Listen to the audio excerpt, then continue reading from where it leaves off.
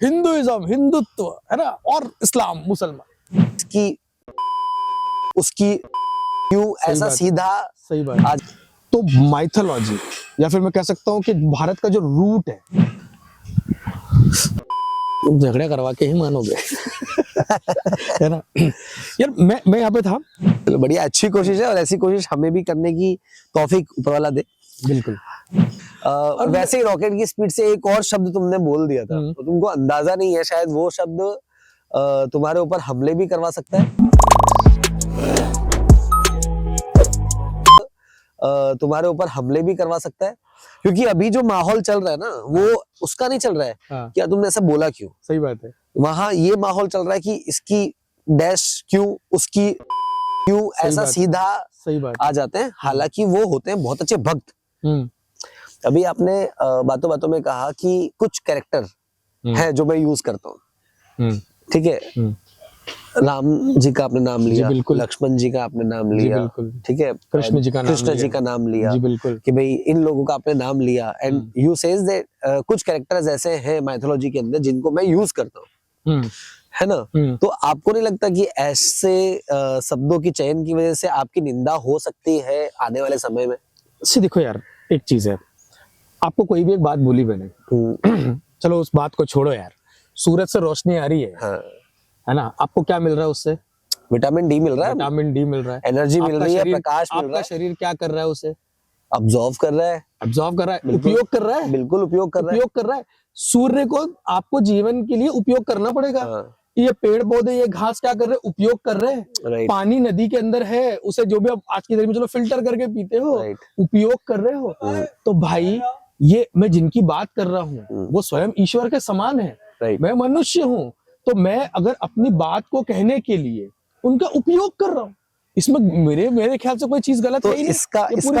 इसका मतलब ये है कि आपके हिसाब से अभी सोशल मीडिया पे कितने लोग इन चीज का मतलब भगवानों का उपयोग कर रहे हैं? हाँ, यूज कर रहे हैं। मैं बिल्कुल बोल सकता हूँ यार ये चीज पे, और जैसे 4-5 तो मेरे मुंह पे है, लेकिन मैं बोलूंगा नहीं। नहीं, अपन नाम पे नहीं जाएंगे क्योंकि हम किसी के विरोध में नहीं है पूरी तरीके से, हम नाम पे नहीं जाएंगे, लेकिन हाँ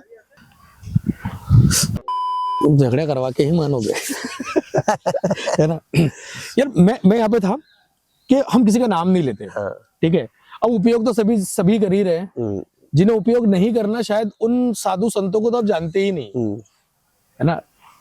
कबीर ने एक बहुत ही अच्छी बात बोली है कि भाई ऊपर वाला ईश्वर परमात्मा जिसकी तुम बात करते हो, उसके बारे में जाना नहीं जा सकता या बोला नहीं जा सकता।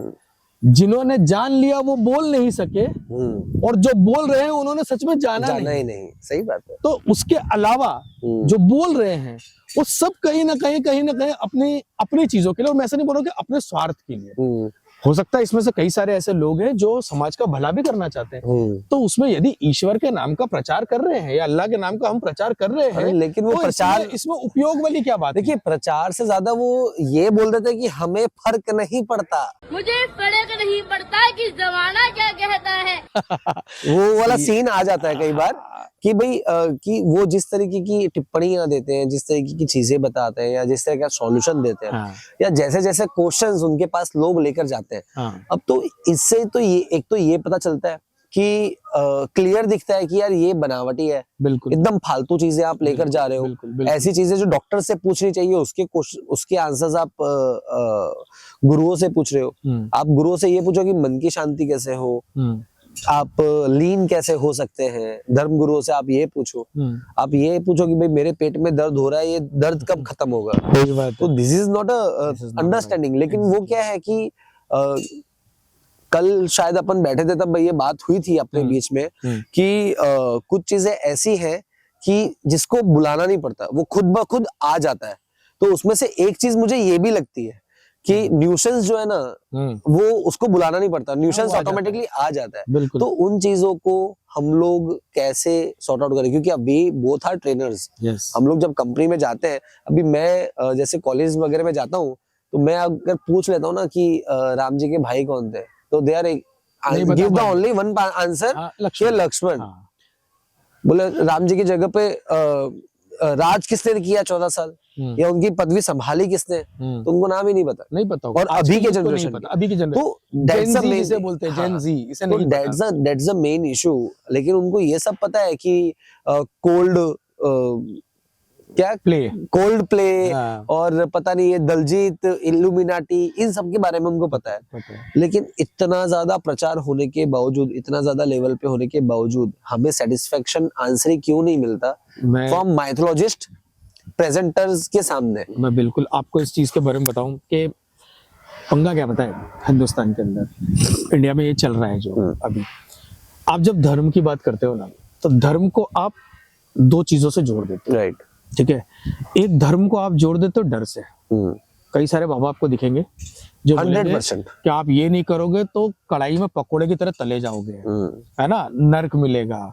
कोई ये बोलेगा कि भाई तूने ये नहीं किया तो तेरे को दोजक मिलेगी, है ना। या तो आप इसके साथ में जोड़ देते हो डर, है ना। और दूसरा कि आप धर्म को एक सुपरफिशियल, जिसको बोलते हैं ना कि हवाई आसमानी व्यक्ति, उस आसमानी व्यक्ति के साथ में जोड़ देते हो। अब मैं इंसान हूं, डर में मैं काम नहीं कर पाऊंगा, और मैंने आसमानी व्यक्ति के बारे में सोच लिया कि अरे यार ईश्वर तो ऐसा होता है ना, मतलब या फिर मैं कह लूं कि भगवान, उनके पास में तो ये सुपर पावर्स थी, मेरे पास सुपर पावर्स नहीं है, तो फिर मैं क्या करूंगा, मैं सीधे उनके शरणम हो जाऊंगा। भैया हाथ जोड़ लिए। धर्म का अर्थ कहीं पर भी ये नहीं है कि आप किसी भी सुपरफिशियल पावर को जो कहानियों के माध्यम से बताएगा और उन कहानियों को यूज करता हूं, वो सारे के सारे मेटाफर्स है।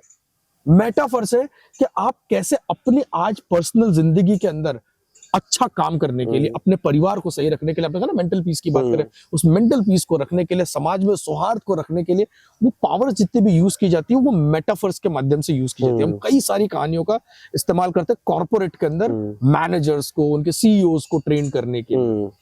तो ये है प्रॉब्लम। क्या हो रही पता है कि प्रॉब्लम ये हो रही, या तो अगर आपको किसी के विचारों को मारना है ना रहमान, तो उसे ईश्वर बना दो। गौतम बुद्ध के विचारों को मारना था तो लोगों ने गौतम बुद्ध को ईश्वर बना दिया। छत्रपति शिवाजी महाराज जी के शौर्य को मारना था तो उन्हें महाराष्ट्र तरफ उन्हें भगवान बना दिया, है ना। कबीर की बातों के अंदर जो रस था जिससे कि आप अपनी जिंदगी बेहतर कर सकते थे, उसे मारना था ना, तो लोगों ने उसे ईश्वर बना दिया। राम जिन्होंने पूरी जिंदगी लेजेंडरी तरीके से जिए, मेरे तो आइकॉनिक तन मन में राम है। he is the one of the best person in this, कहते हैं ना यूनिवर्स के अंदर अगर देखा जाए तो one of the best person जिन्होंने एक अच्छा एग्जाम्पल सेट किया था, बहुत अच्छा एग्जाम्पल सेट किया। देखो मेरे को तो ज्यादा रामायण के बारे में पता नहीं है, हाँ। मेरे को तो उतना ही पता है जितना मैंने दूरदर्शन पे देखा था बचपन से। बिल्कुल। लेकिन जो बचपन से हमने देखा था ना, उसमें से जो लर्निंग हमने ली है वो मुझे लगता है कि that is the best learning. और वो टाइम हमारा बेस्ट टाइम था कि जहाँ पे हमें कोई भी ये नहीं कहता था कि तुम ये क्यों देख रहे हो, वो क्यों देख रहे हो। और दूसरा, हमें सबसे पहले पूछा ये जाता था कि ये देखने के बाद तुमको समझ में क्या आया, जो आज नहीं पूछते लोग। क्या आया, वो बहुत इंपॉर्टेंट है, जो शायद आपके माता पिता और मेरे माता पिता के समय पे हम बात करते थे। आज यही सारी चीजें सोशल मीडिया के ऊपर चल रही है। आप जब राम को और कृष्ण को एक चमत्कारी पुरुष बनाते हो, तो उन्होंने जीवन जीने के लिए जो संघर्ष बताए हैं, उन्होंने जो मैनेजमेंट के प्रिंसिपल्स बताए हैं, उन्होंने जो राजकाज के प्रिंसिपल्स बताए, उन्होंने बुरे समय में किस तरीके से आपको जीना है जो प्रिंसिपल्स बताए, वो खो जाते हैं। अरे कई लोग बोलते हैं कि आप इस पर्टिकुलर नाम का इस्तेमाल करो, आपके जीवन में चमत्कार आ जाएगा। आजकल चलता है ना, आप हरे पेन से इस हाथ पे ऐसा लिख लो। भैया आप जिनकी बात कर रहे हो ना, राम जी की, उन्होंने पूरे 14 वर्ष के वनवास में कभी पेन नहीं उठाई। पेन तो ठीक है, अपनी जो हो सकता दिव्य शक्ति होंगे, उन्होंने कभी एक आम नहीं तोड़ा। उसके लिए ऐसा नहीं बोला कि आ जाओ। हाँ, उसके लिए भी उन्होंने पुरुषार्थ किया। बिल्कुल। और आज जब आप राम की बात कर रहे हैं, जब कृष्ण की बात कर रहे हैं, तो आप उसको चमत्कारी पुरुष बता रहे हो। कृष्ण के जीवन पे मेरा तो घर चलता कृष्ण से। हाँ, वो चाहते, अगर राम अगर चाहते तो वो खाना खुद ब खुद आ जाते, वो ढूंढने थोड़ा निकलते। बड़ी बात, सीता जी को छोड़ के अकेले थोड़ा ढूंढने निकलते। जगत का स्वामी है, बिल्कुल, क्या नहीं मिल सकता। लेकिन उसने एक आम भी नहीं तोड़ा अपनी चमत्कारी शक्ति से। वो उसके लिए भी पुरुषार्थ कर रहे हैं, है ना। वो फल फूलों से पूछ रहे सीता किधर है। वो कई मीलों की रनिंग कर रहे, डिस्टेंस क्रॉस कर रहे हैं, है ना। वो लोगों को डेवलप कर रहे हैं, वो वानरों से, रीछों से, भालुओं को वो डेवलप कर रहे हैं, उनको कम्युनिकेशन स्किल सिखा रहे हैं, उनको फाइटिंग स्किल सिखा रहे हैं, उन्हें हर चीज। आप देखो रामायण, उनको मोटिवेशन दे रहे हैं कि भाई तुम कर सकते हो, जब तुम कर सकते हो तो कोई भी कर सकता है। That's the thing. तो मेरा ये मानना है रहमान कि अगर भारत के अंदर युवाओं को अगर हमें सही राह पे लेकर आनी है, सही राह पे ही है, नो डाउट हमसे अच्छा मैन पावर पूरे वर्ल्ड में किसी के पास में नहीं। हाँ, अब तो बिल्कुल भी नहीं है डेफिनेटली। लेकिन हम उसके साथ साथ में अगर हम माइथोलॉजी धर्म को अगर हम उसके साथ में जोड़ते हैं तो आप देखोगे कि टेक्निकल स्किल्स के साथ में जो एथिकल स्किल्स आएगी ना, तो इस दुनिया का सबसे अच्छा व्यक्ति अगर कोई बनेगा तो भारतीय बनेगा। उसे खुद पे था यकीन, कोई और नहीं था, वो मोटिवेशन की मशीन। शुरू किया जब सफर, उसके साथ था हुनर, था वो सेल्फ मोटिवेटेड, अपने सपनों